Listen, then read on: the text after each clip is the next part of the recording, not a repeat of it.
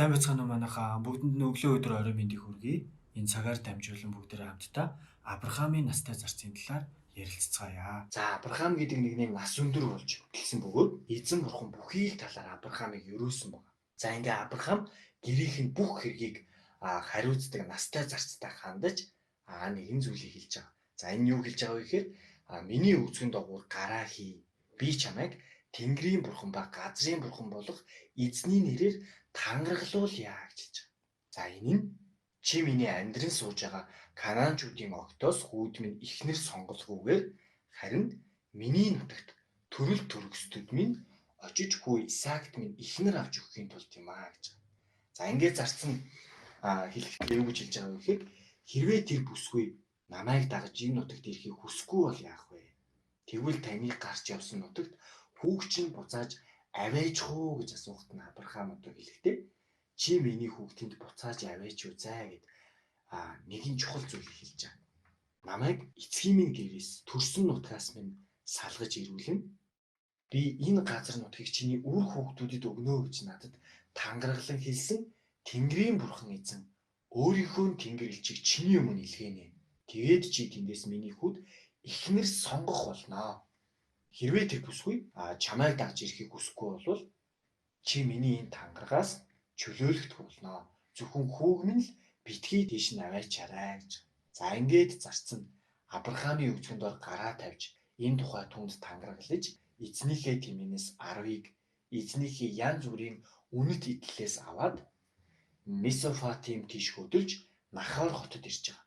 За ингээд үдшийн үеэр тэр эмэгтэйчүүдийн ус авахаар гардаг үеэр тэр хотын гаднах худгийн дэрэгд нь тэмээгээ хэвтүүлээд настай зарцуудад залбирч байгаа.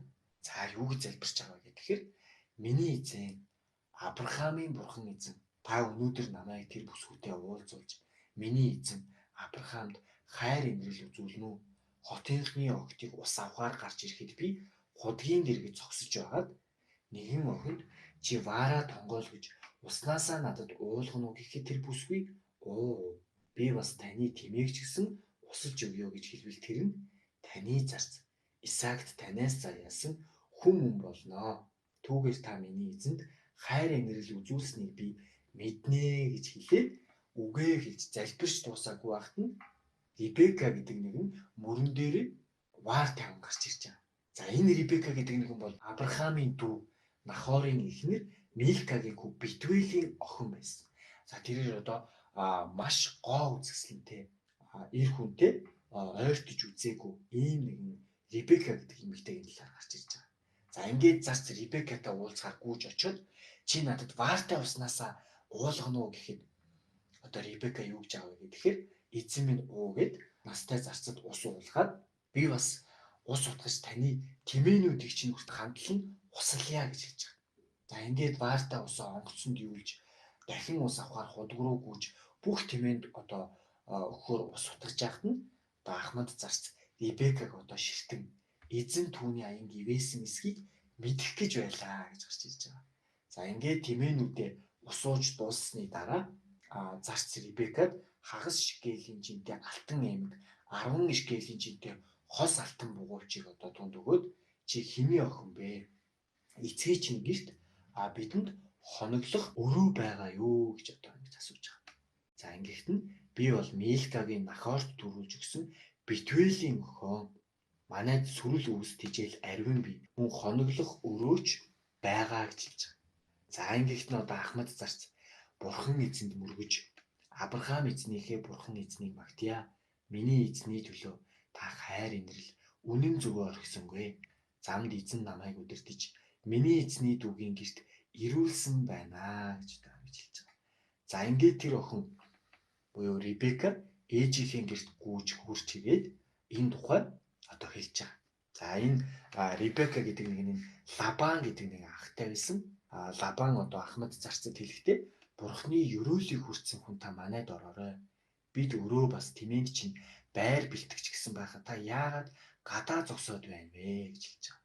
За ингээд Ахмад зарц байшинд орж би ажил хэргийн тухай ярихаас нааш хоол идэхгүй гэж хэлж байгаа. За ингээд би бол Авраамийн зарцаа. Бурхан эзэн миний эзнийг ихэд өрөөж түүнийг агуу их болгосон. Түүнд үхэр хонин сүрэг алт мөнгө зарч шивгчин тэмээ илж өгсөн. Миний эзний гэргий Сара настай болсон үедээ миний эзэнд хүү төрүүлж өгсөнд эзэн маань хүүдээ бүх өвчөө өгсөн. Миний эзэн надаар тангарах тавиулж миний амьдрын судаг Канаанчуудын огтоос хүүд минь ихнэр бүү сонгоорой.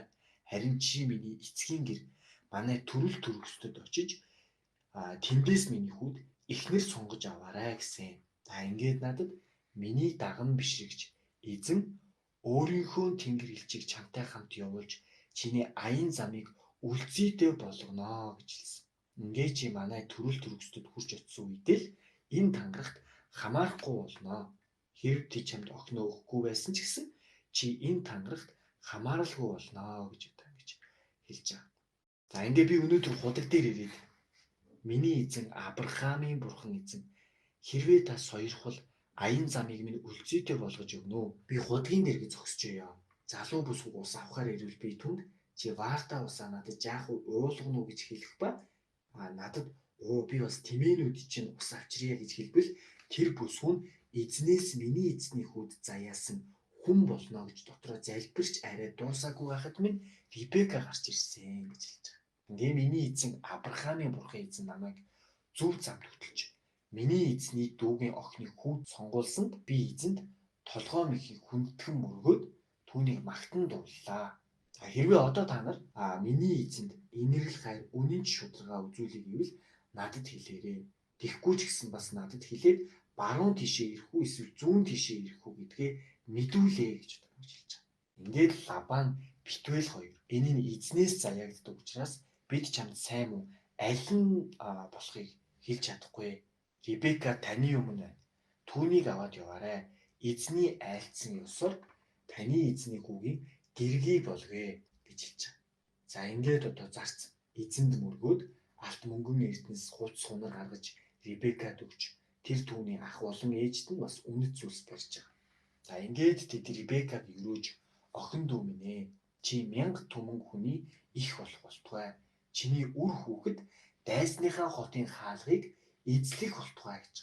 Ингээд Ребека болон түүний шивгчд босцоож тэмээндээ мордон тэр хүнийг даган хөдөлж зарцсан Ребекаг аваад явж байгаа.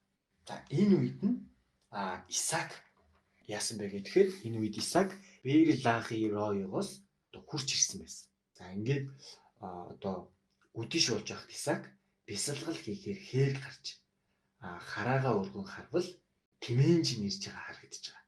Ингээд Ребека Исаакийг олж хараад тэмээнээсээ бууж зарцад хээр талаар хэрэн алхаж биднийг угтан ирж яваа тэр хүн хинбэ гэж асуухад нь тэр бол миний эзэн гэж байгаа. За ингээд Ребека нөмөргөө авч нөмөрч зарцсан Исаакт өөрийн хийсэн бүх зүйлийг ярьж ингээд Исаак Ребекаг их Сарагийнхаа майханд дагуулan ороод түүнийг эхнэрээ болгон авч хайрлан дурлж байгаа. За ингээд ихийгээ нас барснаас хойш Исаакийн уй гашуун ингэж тайлагдваа гэж гарч ирж байгаа. За ингээд өнөөдрийнхөө дугаараар бүгдээрээ өөрийнхөө эзний үгэнд дуулууртайгаар байж эзнийхээ хүүд эхнэрийг авчирч өгсөн. За эзнийхээ өмнө дуулууртай байсныхаа үр дүнд эзнийхээ хүслийг биелүүлж өгч байгаа Авраамийн настай зарцын талаар ярилцлаа. За энэ хүү дүрийн талаар Библи судрын Эхлэл номны 24 дугаар бүлэг дээр гарч ирдэг байгаа. Та нар маань уншиж сонирхож үзээрэй. Өнөөдрийн дугаар маань нэгэнд хүрээд өндөрлж байна. Дараагийнхаа дугаараар уулзцаая.